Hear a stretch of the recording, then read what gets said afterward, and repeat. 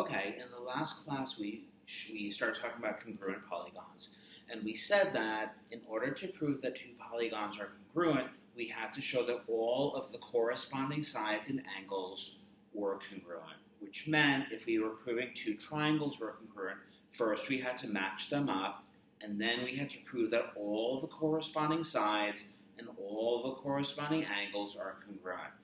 Today we're going to talk about proving triangles congruent, and it turns out that there's a faster method. Now, what I'm going to be telling you are theorems, but it's under debate whether they're theorems or postulates. I'm going to assume they're postulates, so I don't have to prove it.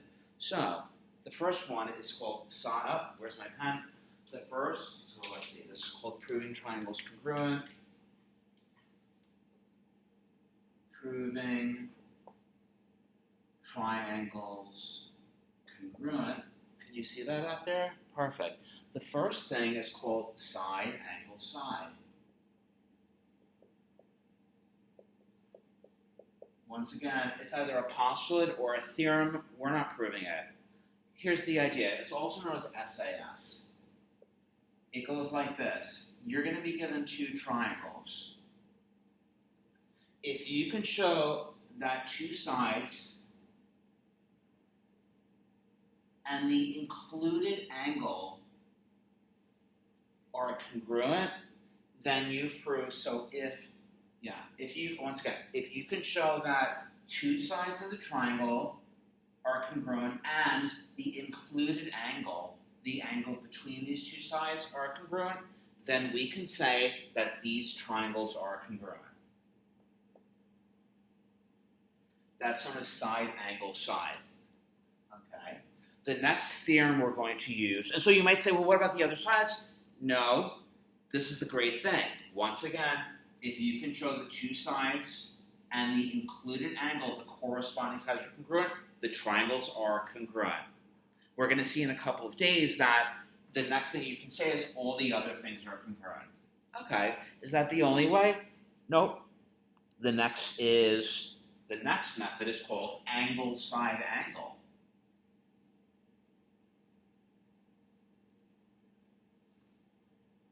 And this is known as ASA. And ASA goes like this. If you have two triangles, and you can show that there's two corresponding angles are congruent, and the included side is congruent, then these triangles are congruent. This is kind of cool. You might say, well, what about the other two sides and angle? Well, we're going to see in a couple of days that those are also congruent. All you have to do is show that the two corresponding angles are congruent and the included side is congruent. Included, I guess I should find included. Included. So let me just write that, this word included. So if we have A, B, C, we can see that side AC is included between angle A and angle C. We could also say that angle A is included between side AB and AC. That's the idea of included. Good. There's a couple more, but today I just want to discuss the last one. And let me move the camera over. The next one is called side, side, side. Side, side, side, or SSS. And that's very straightforward. You're going to be given two triangles. If you can show that all of the corresponding sides are congruent, then you have congruent triangles. You don't need to do anything with the angles. And so the idea is you're going to do like detective work. You're going to be given some information and you're going to say, okay, which one of these can I use? Now, it follows nicely in the book. You're going to see that on page 150 to 151. I'm sorry, and these are the, I've uploaded these exercises to Google Classroom. So the text page 150 to 151, that's going to refer to side, angle, side. When we're talking about angle, side, angle, that's 153 and 154. And side, side, side is 155, 156. Can we use angle, angle? Do you think angle, angle, angle is enough to prove that two triangles are congruent? So what about angle, angle, angle? Do you think that's true? I want you to think about that. Okay. Yeah. Okay, so let's do an example. So let's see what I'm asking you to do in the book. Once again, we're a little behind from last year. So you're going to look at these 6 pages. And the idea is, so you're going to go to page 150. Can you please pause the video and look at the documents? It's a PDF, AMSCO 150. Okay, you're back. If you look at examples 1 through 6, and you look at the triangles, like for example 1, they were like, do we have enough to prove the triangles are congruent? So you look at example 1, A, B, C, and D, E, F. I can see that A is congruent to A, AB is congruent to EF, and AC is congruent to DE. Those angles are included between the sides, and therefore it is enough to say those triangles are congruent because of side, angle, side. Same thing with number 2. AE is congruent to ED, BE is congruent to EC, and angle AEB is congruent to angle DEC. Those two triangles are congruent because of side, angle, side. Now, what's going on with example 3? We can see something's wrong here because the sides don't match up, right? And you can say, oh, you know what? That's not right. In order for these to be congruent, I would need AD to be congruent with AB. So these triangles are not congruent because of side, angle, side. They could be congruent. I just don't see those slashes. Once again, I need side, angle, side to match up with the corresponding. AC is congruent to AC. DAC is congruent to BAC. But AD matching up with BC, that doesn't work for me. Same idea with number 4. I do have two sides and an angle, but that angle is not included between the sides. Once again, look at number 4. It's right on here. This is where you should be. Right, number 4. Once again, AC is congruent to DF. BC is congruent to EF, but I need C and F to be congruent, and I'm not given that information. And so side-side angle is not enough. Let's move on to number 7. Number 7 is saying they're giving you 2 pieces of information, and they're saying what needs to be congruent in order to say these triangles are congruent. So you look at number 7, and you go, oh, you know what? If you told me that D was congruent to C, then I could say those triangles are congruent by side, angle, side. What do you think about number 8? What side would you love to have congruent so you can state the triangle on the left is congruent to the triangle on the right? Yeah, you can look here. Right? So you go, oh, you know what? Mr. Alder, if you told me that AD was congruent to DB, then I could say those triangles are congruent because of side, angle, side. The next thing you're going to do is you're actually going to do a proof. You're going to do some detective work. So that's the end of 10 through, you can do the rest of the exercises on 151. Let's look at number 10. You should be looking at, this is number 10. Okay. And the picture for number 10 is here. The information for number 10 is down here. You're told that DE is congruent to AB. you're told that EF is congruent to CB, and you're told that E and B are right angles. So let's do a proof. So let me take you over here. I want you to start to do the proof on your own. So, sorry.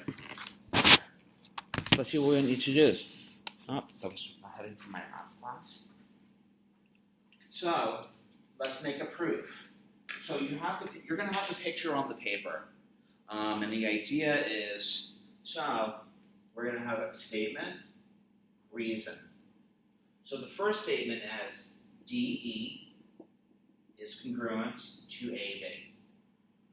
We're told that EF is congruent to BC. And we're told that angle E and angle B are right angles. This is all given. So you look and you look at your diagram, you can write it over if you want. You're told that this is a right angle, this is a right angle. It's backwards. This is congruent to this, and this side is congruent to that side.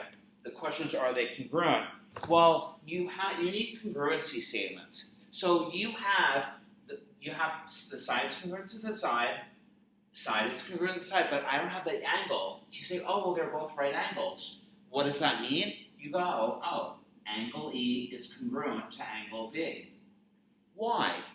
Oh, well, on the first day, what did we prove? All right angles are congruent. All right angles are congruent. Do I have enough to make my final statement? I do. I can officially say that triangle DEF is congruent to triangle ABC. Why? Side, angle, side. Once again, if you've proven two sides are congruent to corresponding two sides and the included angle is congruent, which you did it in this second step, then you can say the two triangles are congruent because of side, angle, side. Maybe you want to do a check. You go, okay, here's the first side, here's the second side, here's the included angle. Good. Let's try the next problem. Let's skip to what do you think? Why don't you try 11 on your own? What do you think? Try 11 on your own. Okay, so put the video on pause. Let's look at number 11. Number 11, okay, this is cool. Number 11, here's the diagram. And you have A, B, C, D, and E. And we're told, what are we told? So let's see, statement and reason. Statement and reason. We're told that AE is congruent to BC. AE is congruent to BC. What else are we told? We're told that angle E is congruent to angle C. And we're told that D is the midpoint of EC. Okay, so you're like, okay, you're looking at this information, you're saying, okay, I definitely have a side, and I have an angle. Well, I need that side, right?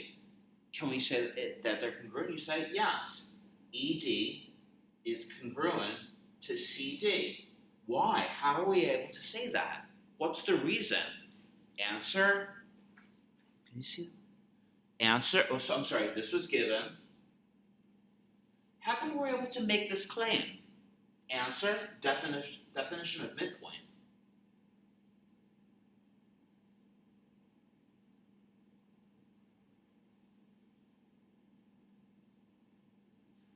Do I have enough to make my final statement? Can I declare these triangles congruent? The answer is yes. Why? So first of all, triangle, what do they say? Triangle ADE is congruent to triangle BDC. How are we, I'm really sloppy with my congruent symbol. How are we able to make this claim? You can say, SAS, Mr. Adler. Let's do one more that's a little challenging. So a challenge. How about we do, what do you think? What do you think? Which one would you like to do? How about we do, you want to do 13? Let's do 14. Well, 14 is a combination of these two. Let's do, okay, you know what? Let's do, the last one, we'll do 15. Let's do number 15. Let's take a look at this diagram. It's kind of interesting, right? Everyone can see it. Here's X and Y, and this angle P, B. You know what? You should be using a ruler. So I'm going to read you this using a ruler, because I don't want to be sloppy. Sorry. Let's start over again. I apologize for being sloppy. Da.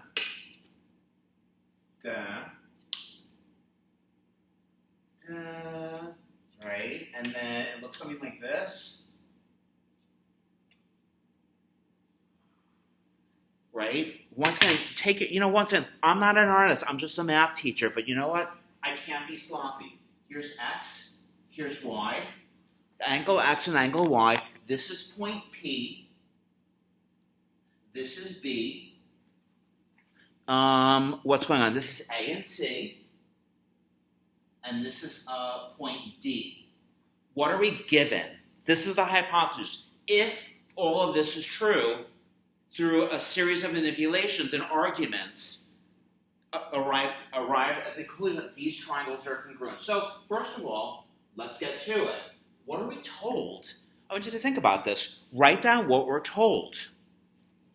It's number 15, right? Number 15. You see it? 15. There's 15. And here is the information for 15.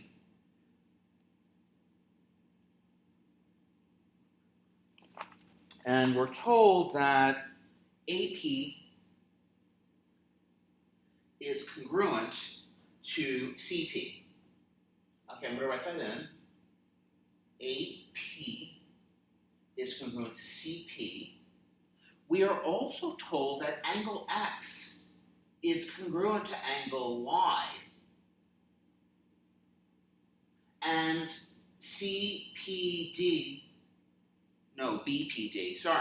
BPD is a straight line.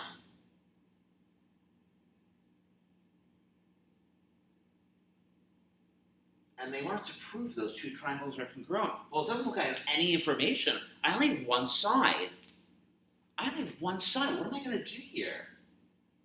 Right? I'm going to think about this. Statement of reason. I need an angle and I need a side. Well, I'm going to think about it for a second. Okay, well, those two triangles are right next to each other. And if I move those triangles away from each other, they both have BP. So you know what? BP is congruent to BP. Why? Reflexive. I'll say it again. Always look at these triangles and say, you know what? I'm going to separate them out. Let's separate these triangles out to see exactly what. Here's the first triangle, B, A, P, and then where's the other triangle? Oh, it's right up here. It's B, P, C. Right? If you notice that I pulled these triangles apart, so I have AP is congruent to PC. By reflexive, I know that BP is congruent to BP. Now I just have to figure out how to get that angle in there. Well, we kind of proved it. Any suggestions?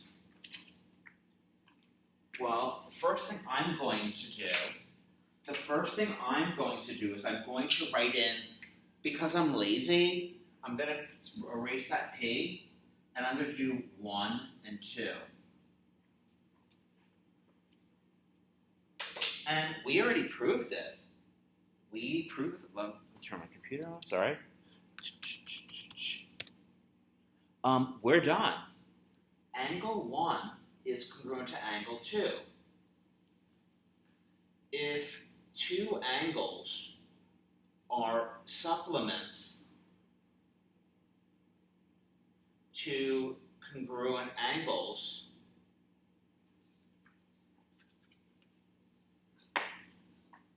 if two angles are supplements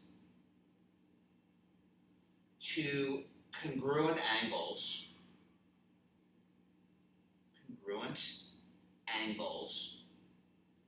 then they are congruent.